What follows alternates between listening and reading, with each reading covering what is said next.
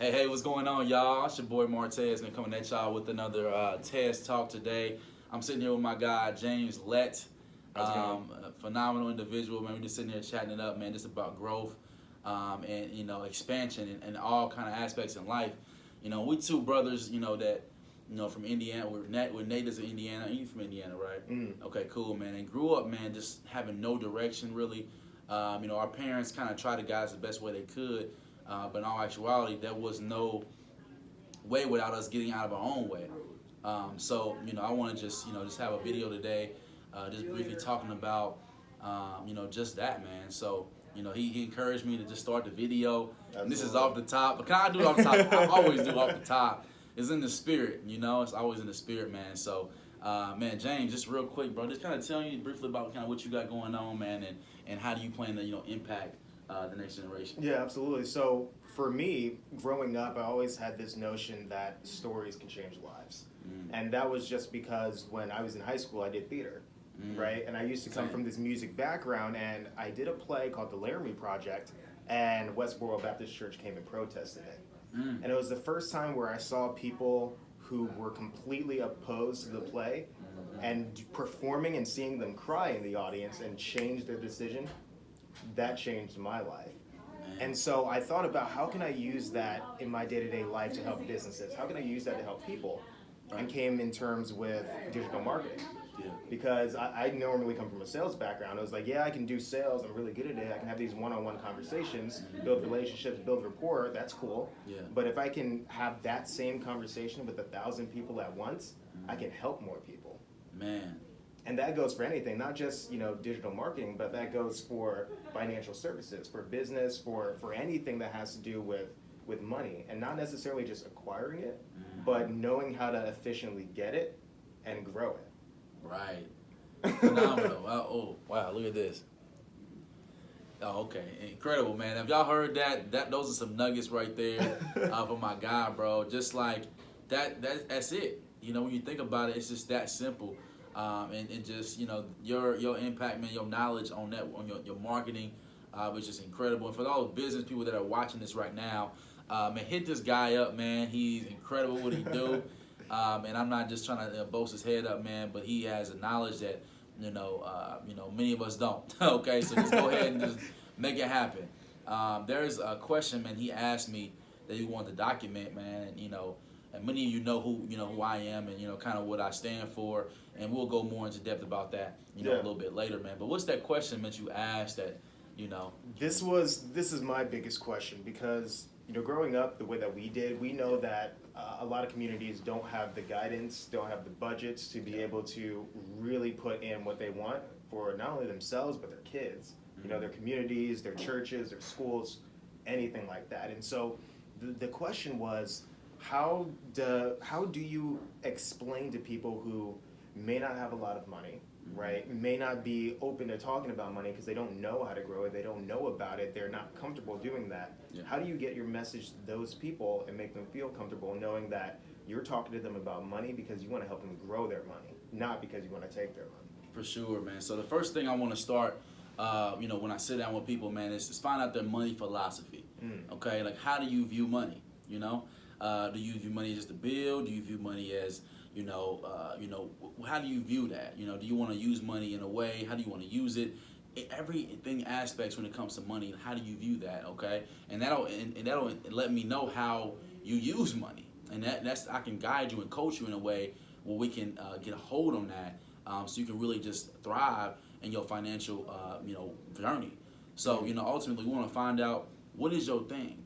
Okay, what is the thing that you can't live without, that you are impulsively spending money on? What are those things? Okay, let's take down exactly where's all your money going.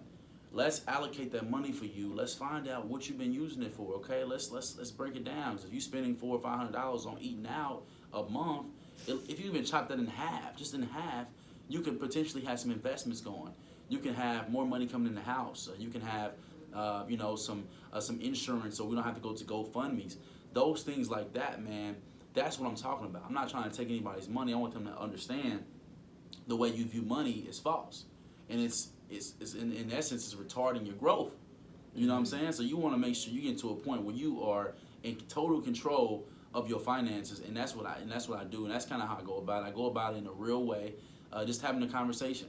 I'm just here to really talk things through in a calm manner and help them. I'm not trying to take the money, okay? I come from nothing. For me to try to take the money from you, it'd just be out of my character, and it just wouldn't be right, man. So ultimately, we want to find out that money philosophy, and we'll go from there. I got it. So for clarity purposes, it's finding your money philosophy. You do that by figuring out where you're spending the money the most. Yeah. For me, I know it's definitely food. I love food, man. Good food is good food. My fiance loves food, and she's my fiance, so obviously we eat a lot. So I understand that completely. So you find your money philosophy by finding where you're spending the money, and then you try to cut that down.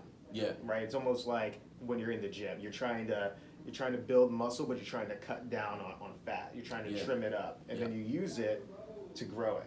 Whether that's, go to someone like Martez, who does have the knowledge based around investments, the knowledge on how to use that money and put it in some places that are going to grow. And then from there, you can start to build this nest egg. Yeah. Right? That makes sense. So like you said, like if you're spending $500 a month, cut that down to $250, 4 months later, you have $1,000 in savings. That's it. Most people don't have that. Most people don't have that, man. It's a cost of waiting too.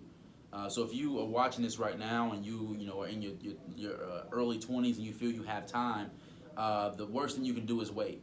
Okay, so get with me or get someone to get some investments going.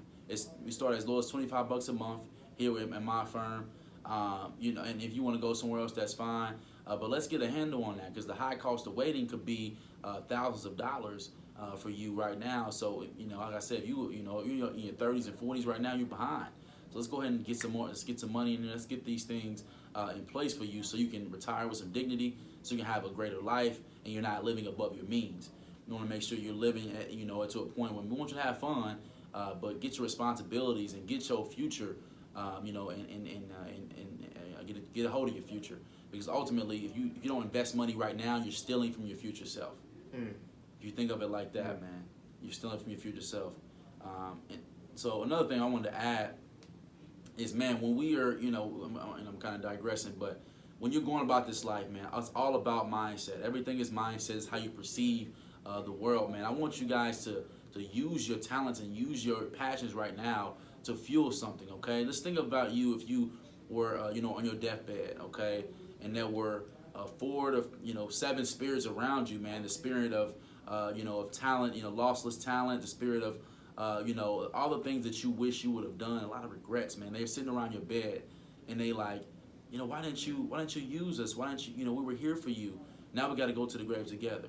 Okay, think of it like that, man. It just go towards, more, because we are more than this. We're here. Back in the day, 90%, were business owners, and 5% worked for them. Now it's the opposite. There's 5% business owners, 7%, 10% business owners, and 90% of us are working for them. Okay, so we need to find a business, find your niche, and let's go get it, man. Create this legacy. Absolutely. Thank you for having me. Hey, bro, thanks for coming out. Absolutely. Love. Peace out, y'all. It's another episode of Tez Talk. Positive brainwashing, you guys. Much love. Have a phenomenal rest of the week.